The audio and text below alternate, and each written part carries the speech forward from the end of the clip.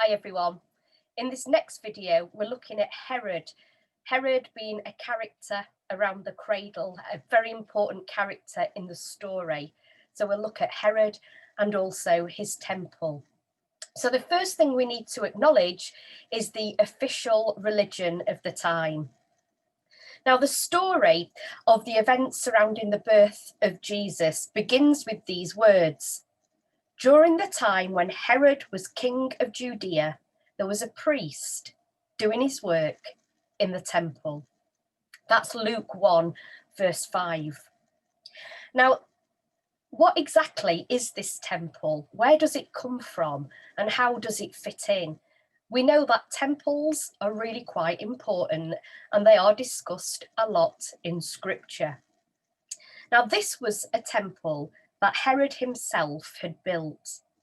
He was a great builder. He was a benefactor and builder of public works on a very, very grand scale. Now, in honor of Caesar, he transformed the town of Samaria and called it Sebaste, which is Greek for Augustus.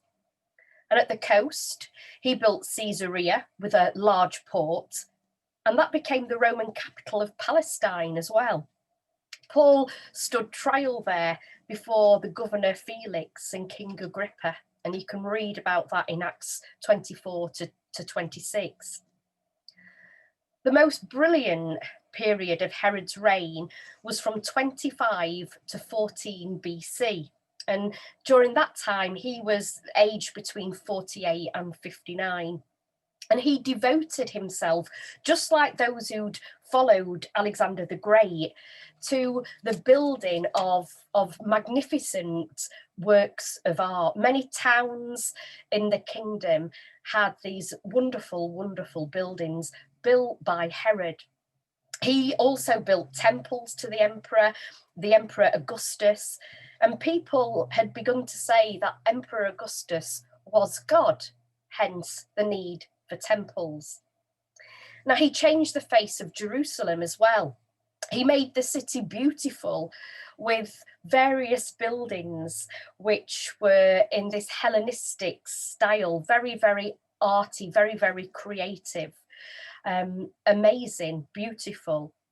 So there were theatres, amphitheatres, there was a hippodrome for horse and chariot races.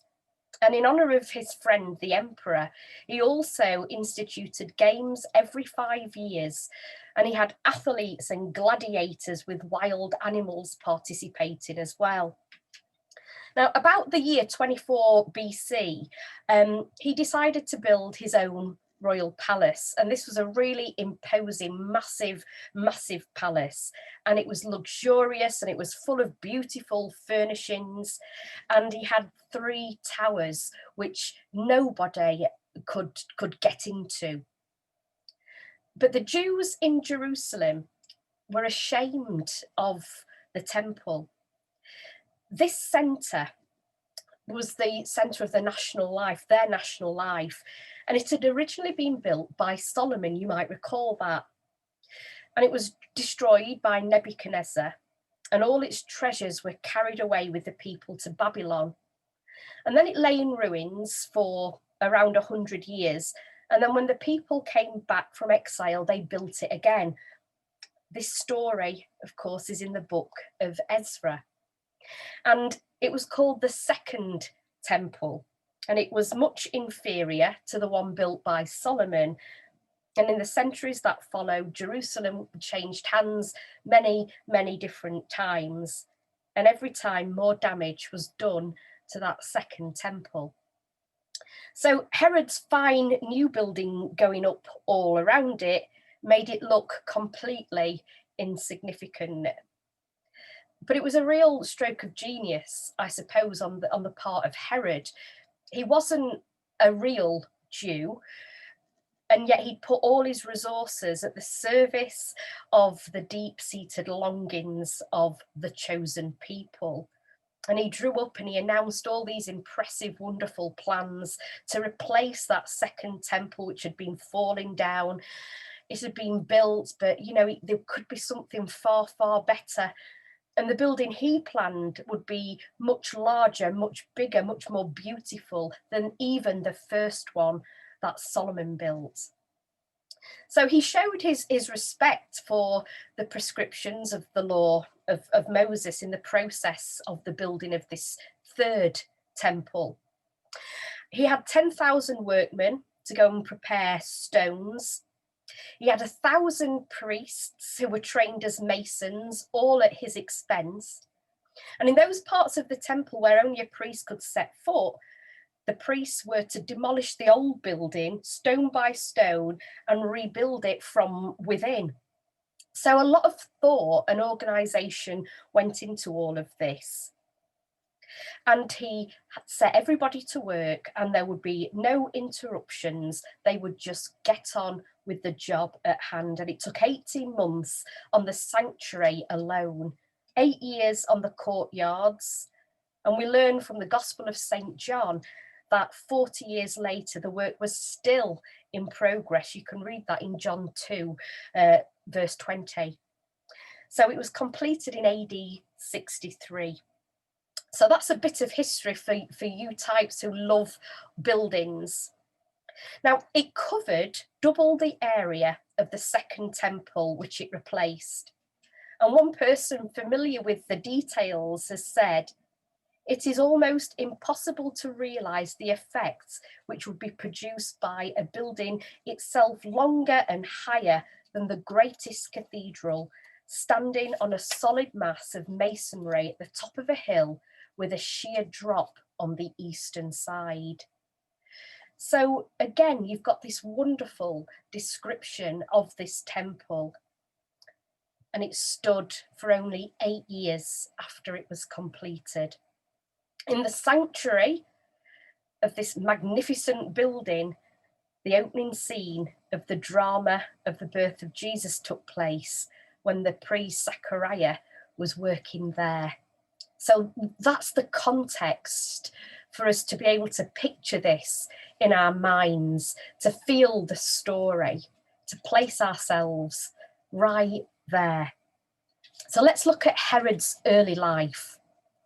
Herod had been king for more than 30 years.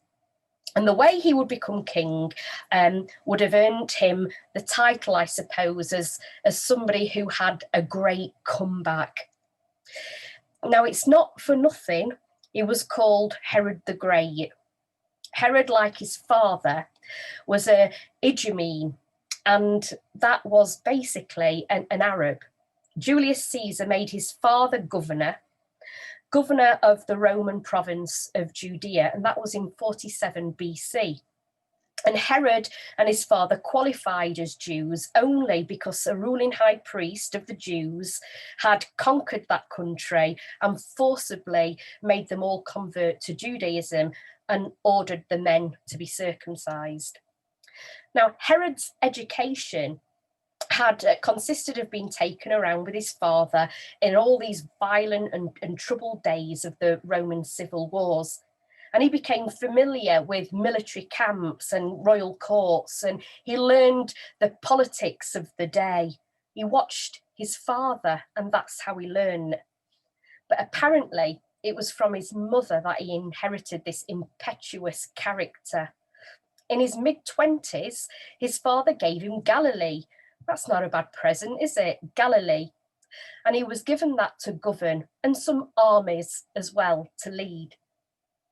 Now, Julius Caesar was assassinated in 44 BC, and then another civil war broke out. And his father lost his Roman position.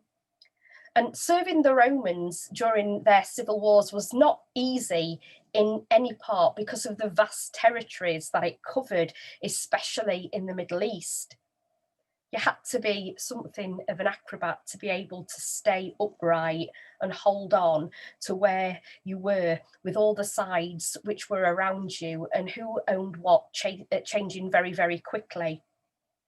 But Herod, he climbed all those ranks, and he was really a prince, a governor of Galilee, and a general all at the same time. And by 42 BC, he was reduced to being a fugitive. So he had everything and then he lost it all, and he was utterly alone. Now, one Ghanaian student said he went from grace to grass, which is another way of describing how you can fall from glory. Now, you've got to kind of get your head around all the politics of the time, if ever we're to understand what Mary and Joseph did and why they did it.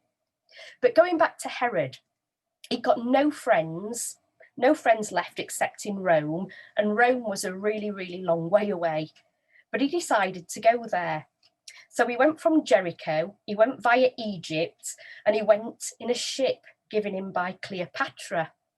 And Herod was a favourite of Mark Antony, and Mark Antony was 10 years older than him. And I'm sure some of these names are just reminding you of your school history lessons. Now, through his influence, Herod was made king of Judea in 40 BC, and he was made king by the Roman Senate. And this was a historical event on which Jesus based his parable of the pounds. There was once a man of high rank who was going to a country far away to be made king, after which he planned to come back home. Before he left, he called his 10 servants and gave them each a gold coin and told them, "See what you can earn with this while I'm gone." Now that's Luke 19, verse 12. Now it took 3 years and a lot of scheming and fighting before Herod captured Jerusalem in 37 BC. And then he began that illustrious reign. So let's now think about Herod's reign. Now, soon after he took Jerusalem, he executed more than 40 of the 72 members of the Sanhedrin, or the Council of the Jewish Leaders. He made sure that that body did what he wanted, and he was very, very strict. He was so strict.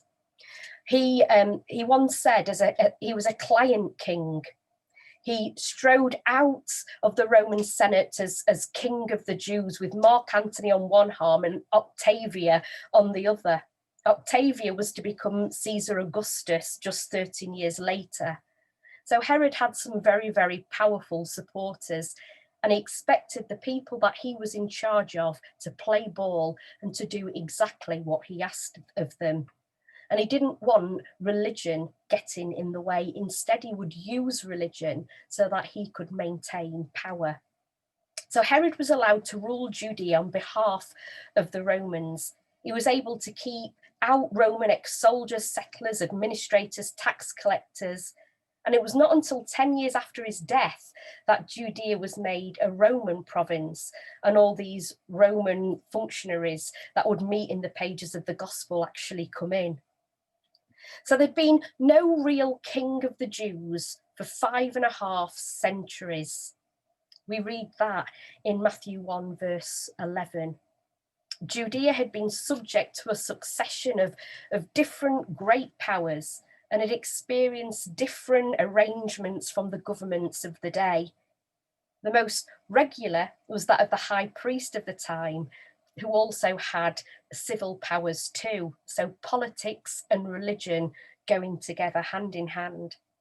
And the position of the high priest had usually been for life, but Herod changed that. He appointed and deposed high priests as he pleased and as he saw fit, and sometimes in quick succession. He would appoint somebody, and if they didn't do what he wanted them to do, he would just get rid of them. He even kept the ornamental robes of the high priest under lock and key in his own palace, only releasing them to be worn at festivals. So you can see how he kept control of the religious people of the day. And it was important to Herod that religion should serve the interests of the state, and of the state only. The chief priests that we know only in the New Testament come into being as a consequence of this policy, many of whom were from the same family, and we'll hear about that later.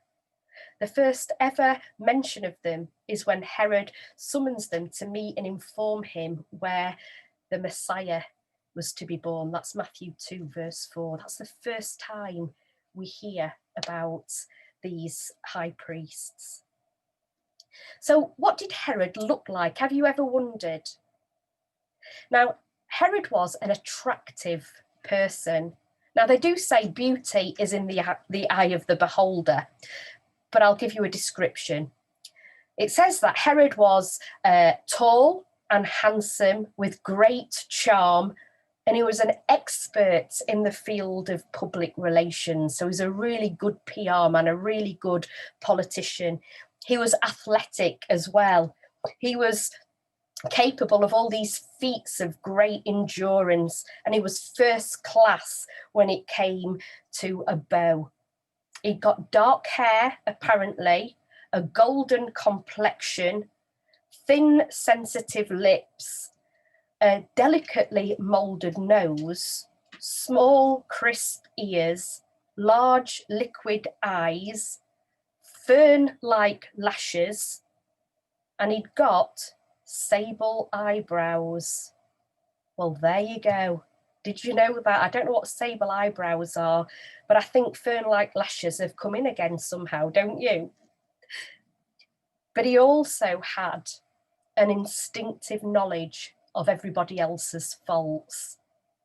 A friend of the Jews at home and abroad, he was the perfect diplomat, but he was a diplomat with his own agenda.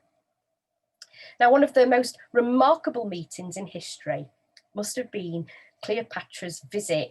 She went to see Herod in Jerusalem in 34 BC. And he told the rather unlikely story afterwards that she tried to make love to him. He went on to say that he had thought of having her murdered, but then decided that he'd better not. So she survived, but not long. She didn't survive as long as Herod did. Now, after her death, Augustus gave Herod some of her territory, extending the borders of Judea, and no Jew since Solomon reigned over so great a kingdom. So how does a small power reconcile its own special, peculiar way of life with a sufficient degree of conformity required by a superpower? Now that's a question and a half, isn't it?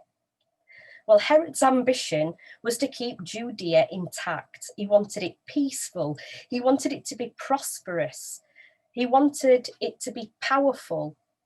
He wanted to be seen to be great and good in the eyes of Rome. He had to be Jew enough to retain control of his Jewish subjects, pro-Roman enough to preserve the confidence of Rome, and Greek enough to impress his numerous non-Jewish neighbours. And while he lived, he did many, many great things for Romans, Greeks, and Jews alike. He was an Arab by race, a Roman by politics, and Greek by culture. Now, how much of this was a triumph is shown by the fact that it is said that he was loved by Caesar Augustus, next only to Agrippa, Caesar's second in command, and loved by Agrippa, next only to Caesar Augustus. He was also an able administrator too. Apart from small groups of ruined noblemen, the Jews never had it so good. He spent gigantic sums of money. He was very effective, but he did all this without an oppressive system of taxation. Now, the ordinary peasants and merchants and citizens were prospering, and they knew it. They knew they were doing well under his reign. Herod's mighty public works had given him and given others full employment, and he'd got rid of social agitation. And when complaints broke out after his death, well, it was quick to point out that there'd been no sign of them when he'd been alive, no criticism of him when he'd been alive. He brought the kingdom peace that lasted, with only a few minor exceptions, for the entire 33 years of his reign. It was a peace free from the incursions of Roman officials. He was, in fact, the face of Roman peace to the Jewish people. But saying all that, he'd got some motives, and that's what I want us to look at now. For Herod, building the temple was not a religious act. He was playing the religious card to achieve his own goals. And it's common enough for rulers to use religion for their own aims. A notorious example was when Stalin was confronted with the need to fight the Germans. That was in World War II. And in his first speech after the German invasion in 1941, he began, "Comrade citizens, brothers and sisters," using a Christian form of address. And that had actually resurfaced from his seminary days. So all this is something that we need to hold on to, isn't it? We need to understand. Now, you can have motives and you can have power and you can have opinions and you can have a desire to keep peace. You can be one thing to one person and something else to somebody else. And somehow Herod was an expert at being what he needed to be to whoever was in front of him at any given point in time. After Herod died, the Jews abandoned his policy of working with the Romans, and it was that had led to great prosperity.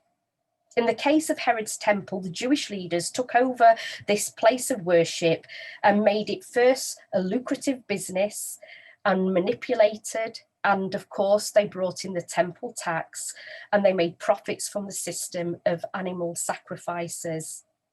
That didn't happen when Herod was alive. That happened after Herod had died. Then they made it into a symbol of Jewish nationalism. They began to plot and fight against the Romans. They resolved to fight to the death in the temple's defence and made it the scene of perhaps the most bloody siege in the whole of history. And it was destroyed as predicted by Jesus at the siege of Jerusalem by the Romans in AD 70. And that was predicted in Matthew 24, verse 2. So they also brought on themselves the virtual destruction of the Jewish state for 19 centuries until, of course, 1948. And today, little remains of Herod's temple except the vast terrace surrounding the mosque and the Wailing Wall. So let's just conclude with this notion of the temple, this description of the temple. And we've got a much better picture now, haven't we? So let's now think about the temple and the child. This was the temple where the angel Gabriel announced to the priest Zechariah that he and his wife would have a son, the forerunner of the Messiah. Luke 1, verses 1 to 23. Here, the infant Jesus was presented before the Lord and recognized as Messiah by Simeon and Anna. That's Luke 2, 22 through to 38. The temple and the child become symbols of two kinds of religion, two kinds of king. One is ornate and grand and official. The other is weak and small and seemingly insignificant. One is outward and impressive. The other is inward and life-changing. So it's significant, perhaps even alarming, that today the best attended services in the churches are at Christmas. Although this year's Christmas we think is going to be quite a bit different. But the nativity scenes with mother and child are brought into ornate buildings, and the people flock to them just once a year. Originally, it was quite the opposite. To see the Christ child, you had to go out into the meanest and dirtiest of buildings. So the contrast and the tension keep cropping up in the life of Jesus right to the last week of his life, when he cleansed the temple, when he overturned the tables, when he looked at the money changers and he chased them out and chased the animals out which were for sale. And he called it a den of thieves when it should have been a house of prayer for all nations. You can read that in Luke 19, 45 and 46. So the temple figured in his trial, where some witnesses charged him of threatening to destroy the temple. That's Mark 14, verse 58. We heard him say, I will tear down this temple which men have made, and after 3 days I will build one that is not made by men. And even when he died on the cross, the curtain hanging in the temple was torn in two from top to bottom, a symbol that there was a new way into the presence of God. Mark 15, verse 38. So we need to make up our minds whether we want to be temple Christians, Christians who want the biggest and the best building, and it being all about bricks and mortar and gold candlesticks. Or do we want Christ to be born in a manger, ready to dwell with us personally, of which we do not need the ornate to gain? So we're going to look at Herod again later on, but I suppose that was just a summary of some of the history that'll really help us when we get together again and we look at an old man and his prayers. So I hope you've enjoyed Herod and the temple. May we not be temple Christians. May we be Christians who gather around the cradle of the King. So God bless everybody. Take care and have a good day.